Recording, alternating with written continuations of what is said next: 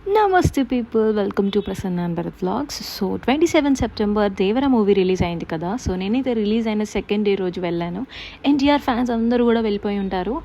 అసలు మెయిన్గా చుట్టమల్లి సాంగ్ కోసం వెళ్తున్నారు. నేను కూడా అందుకోసమే వెళ్ళాను. ఆ సాంగ్ గురించి అయితే చెప్పనక్కర్లేదు, ఇంకా చాలా అంటే చాలా బాగుంది. మూవీ కూడా చాలా బాగుంది. అండ్ ఇక్కడ నేనున్న ప్లేస్లో అయితే ఒక పెద్ద జాతర జరుగుతుందనమాట.